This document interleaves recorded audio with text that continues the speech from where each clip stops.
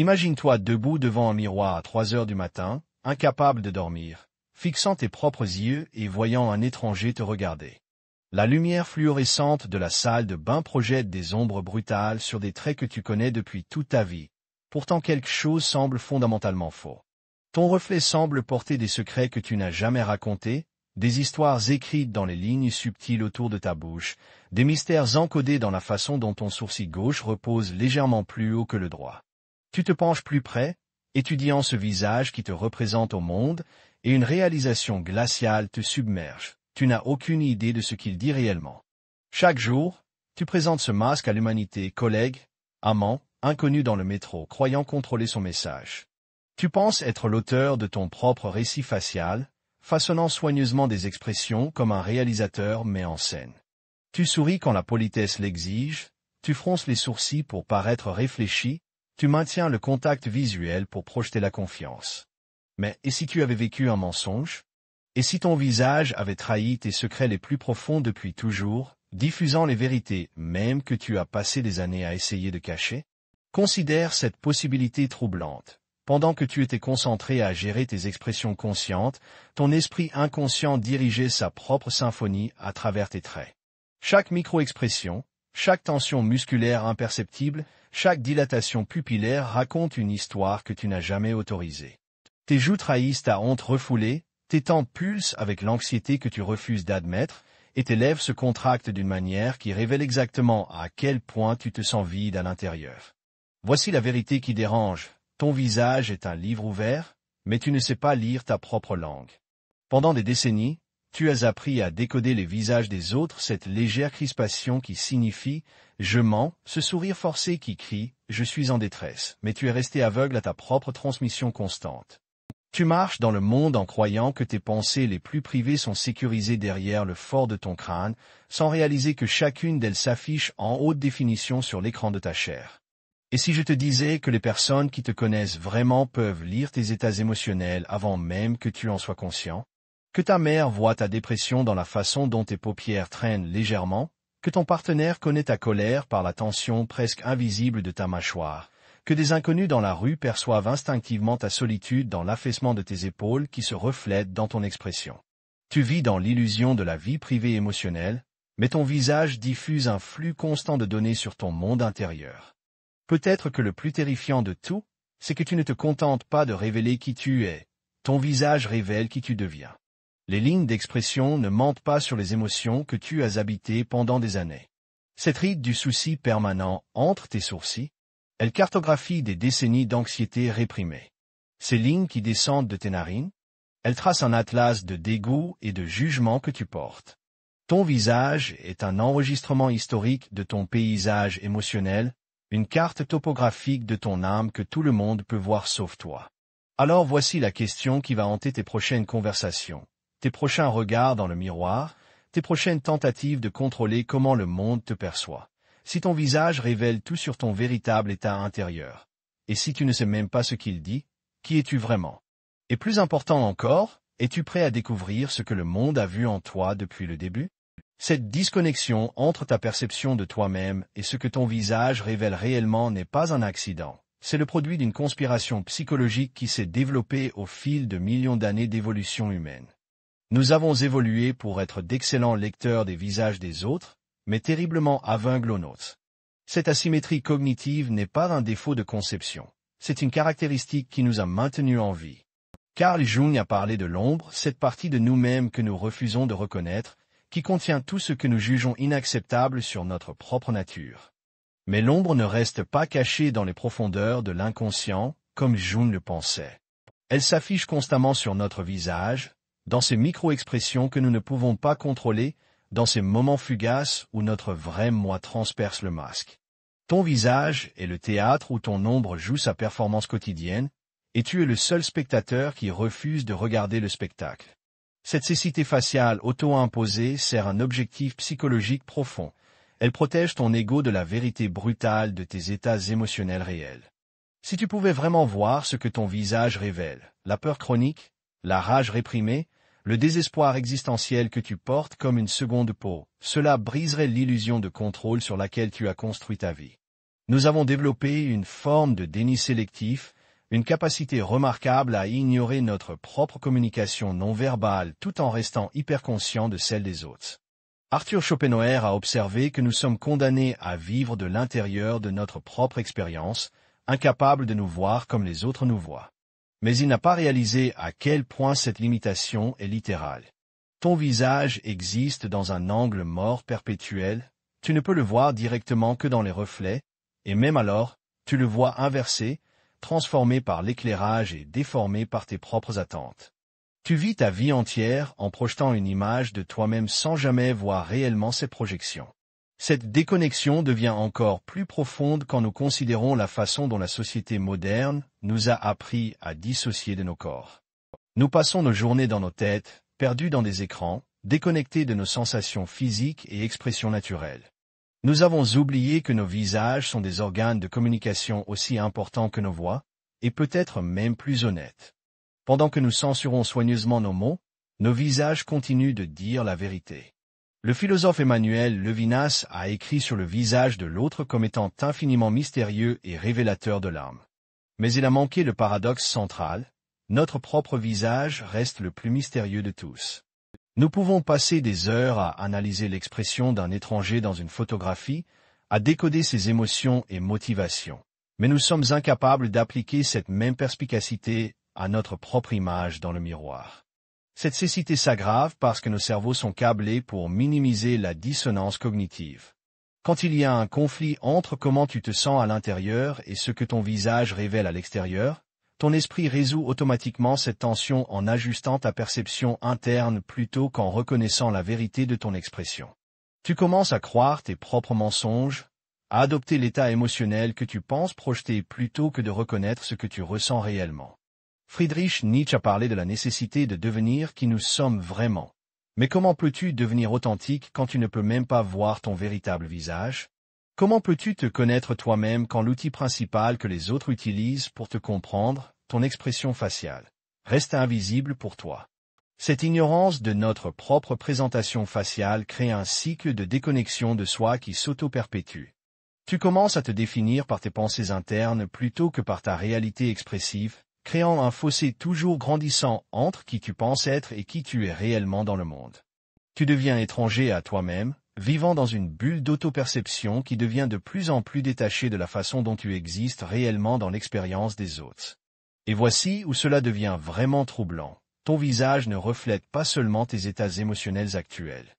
Il porte les cicatrices de chaque émotion que tu as réprimée, chaque joie que tu t'es interdit de ressentir, chaque peur que tu as refusé de reconnaître. Avec le temps, ces schémas émotionnels non reconnus se gravent littéralement dans tes traits, créant un enregistrement permanent de ta vie émotionnelle que tout le monde peut voir sauf toi. L'impact de cette cécité faciale de soi s'étend bien au-delà de la simple vanité ou de la conscience de soi. Elle façonne fondamentalement la façon dont tu navigues dans chaque relation, chaque interaction sociale, et ultimement, comment tu comprends ta propre identité dans le monde. Considère ce qui se passe quand tu entres dans une pièce sans savoir ce que ton visage communique. Peut-être que tu te sens confiant à l'intérieur, mais tes yeux portent les traces d'une insomnie chronique et d'une anxiété sous-jacente. Peut-être que tu penses projeter l'ouverture et la chaleur, mais tes lèvres sont inconsciemment serrées par des années de critique intérieure. Les gens réagissent à ce qu'ils voient, pas à ce que tu penses ressentir, et leur réaction façonne ton expérience de la réalité d'une manière que tu ne peux même pas tracer jusqu'à sa source. Cette déconnexion crée ce que les psychologues appellent un biais d'attribution fondamentale appliqué à soi-même. Quand les gens réagissent à toi d'une manière que tu ne comprends pas, tu l'attribues à leurs problèmes, leurs humeurs, leurs malentendus, jamais à la possibilité que ton propre visage transmette quelque chose de complètement différent de ce que tu penses ressentir. Tu vis dans un monde où les réactions des gens à ton égard semblent souvent mystérieuses, imprévisibles ou injustes, sans réaliser que tu es aveugle à la moitié de l'équation de communication. Les neuroscientifiques ont découvert que nous traitons les visages dans des parties spécialisées de notre cerveau qui opèrent en grande partie en dessous du seuil de conscience. En quelques millisecondes de voir quelqu'un, notre cerveau a déjà fait des dizaines de jugements sur sa fiabilité, sa compétence, sa stabilité émotionnelle et sa disponibilité sociale. Ces jugements inconscients influencent chaque interaction ultérieure, créant des prophéties autoréalisatrices qui peuvent déterminer le cours de relations entières. Mais voici le point crucial. Ces processus de jugement rapide et inconscient se produisent aussi pour ton propre visage quand tu le vois dans les miroirs, les photos ou les reflets. Ton cerveau fait constamment des évaluations de ton propre état émotionnel basées sur ton apparence faciale, mais parce que tu n'es pas conscient de ce processus, tu ne réalises pas comment cela influence ta propre autoperception et ton comportement. Cette boucle de rétroaction cachée signifie que ton visage ne reflète pas seulement tes états intérieurs, il les crée activement.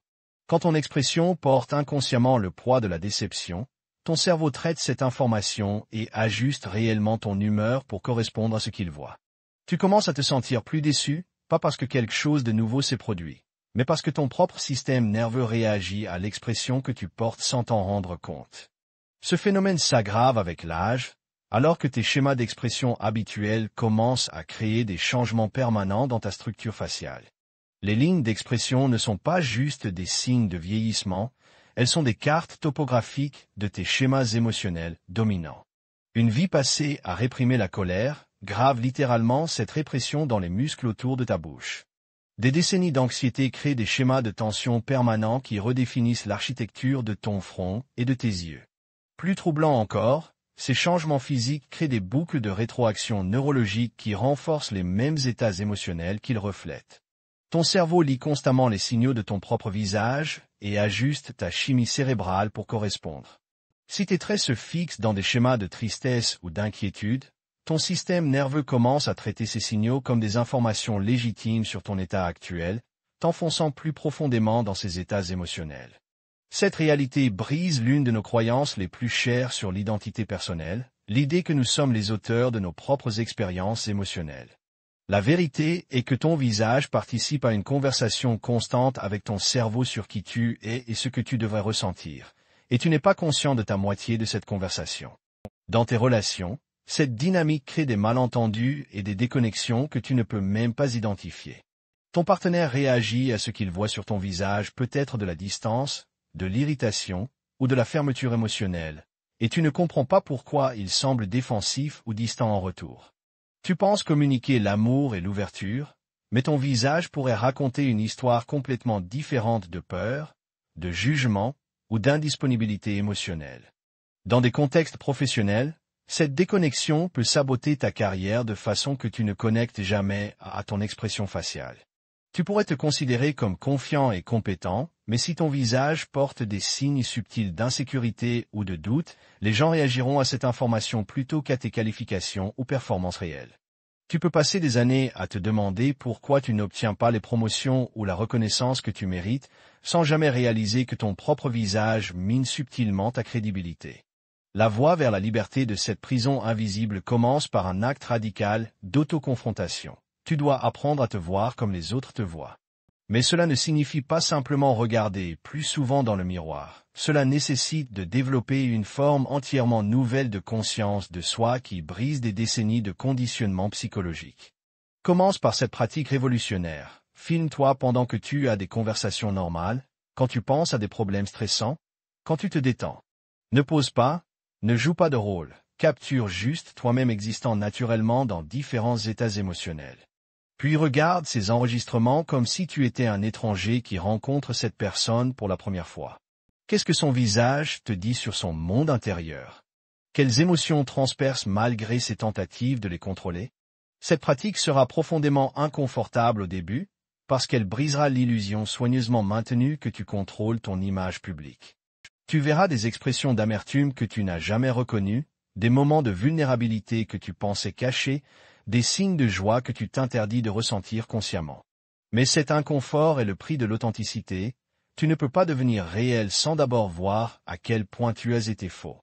Le prochain niveau de cette rébellion implique d'apprendre le langage que ton visage a parlé toute ta vie sans ta permission.